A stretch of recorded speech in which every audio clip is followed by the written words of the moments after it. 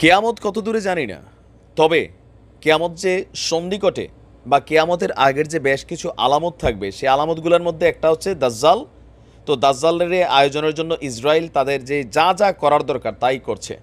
আর আরেকটা আলামত হচ্ছে আরব রাষ্ট্রগুলোতে কী ঘটবে, আল্লাহ রসুল বই লাগিয়েছিল, সেই বলে যাওয়া বক্তব্যগুলার বাস্তব উদাহরণ আজকে আপনাদেরকে আমি দেখাচ্ছি। সৌদির ইতিহাসে যেই রাজাগুলা, মানে তথাকথিত রাজা এদেরকে বলা হয়, যারা রাজ সিংহাসনে বসেছে, এর মধ্যে একজন হচ্ছে সৌদি যুবরাজ মোহাম্মদ বিন সালমান।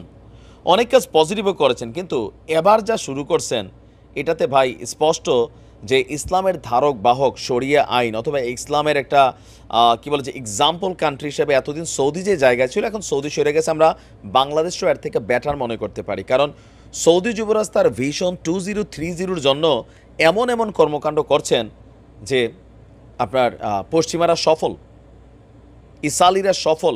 বলা ছিল যে টাকা ঢালে ইসাল, পরিকল্পনা করে আপনার খ্রিস্টানরা, বাস্তবায়ন করে মুসলিমরা। সৌদি যুবরাজ কাজ করে যাচ্ছে। দুবাইকে কোথাও না কোথাও ফলো করতে গিয়ে আমার মনে হচ্ছে সৌদি বেসিক্যালি দুবাইকে ওভারকাম করতে চায়, যে দুবাইকে পিছনে ফেলে আমরা এমন এমন পর্যটনের বা অর্থনীতির ক্ষেত্রে বানাবো তেলের বিপরীতে, যেগুলো দিয়ে একদম রাষ্ট্র দুবাই হয়ে যাবে। ঠিক এই কাজটাই করছে। সৌদি আরবে প্রথমবারের মতন ভাই সুইম স্যুট ফ্যাশন শো অনুষ্ঠিত হয়েছে। আর গতকালকে ইতিহাসে প্রথমবারের মতন আপনার কি বলা যে খোলামেলা উন্মুক্ত পোশাকেই নারীদেরকে দেখা গেল।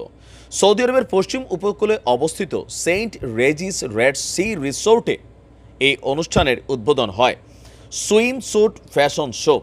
এই শোতে মরক্কো ডিজাইনার ইয়াসমিনা কানজালের পোশাক পরে এতে অংশগ্রহণ করে খোলামেলা মডেলরা।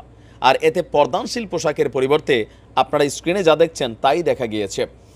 জানা যায় Saint রেজিস Red Sea রিসোর্টটি Red Sea গ্লোবালের যে প্রকল্প আছে, সৌদি আরবের ভিশন 2030-র সামাজিক এবং অর্থনৈতিক সংস্কার কর্মসূচির কেন্দ্রস্থল তথা গিগা প্রকল্পগুলির একটু, মানে শয়তানের যে প্রকল্পগুলি আছে এটার প্রধান প্রকল্প এটাই।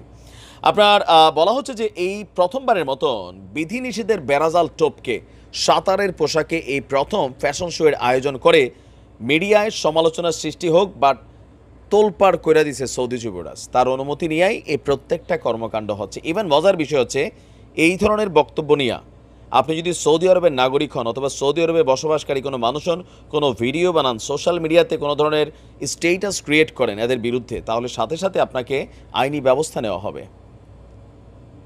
বুঝতে পারছেন সৌদি যুবরাজের কি করার ছিল? তার হাতে যে পাওয়ার আছে, তার যে টাকা পয়সা আছে, সম্পদ আছে, আল্লাহ সব দিছে। সংস্কার কোথায় করছে? ফিলিস্তিন মরতেছে, সেখানে বনলুড়ি, দুম্বার মাংস, খেজুর এগুলা পাঠানোর দরকার কি ছিল? ইসরায়েলের সাথে সম্পর্কে স্থাপনে পশ্চিমাদের সবকিছু এরা মেনে নিচ্ছে। মেরুদণ্ড আর সোজা নাই ভাই। কি ভাষায় বলবেন কমেন্ট করতে পারেন।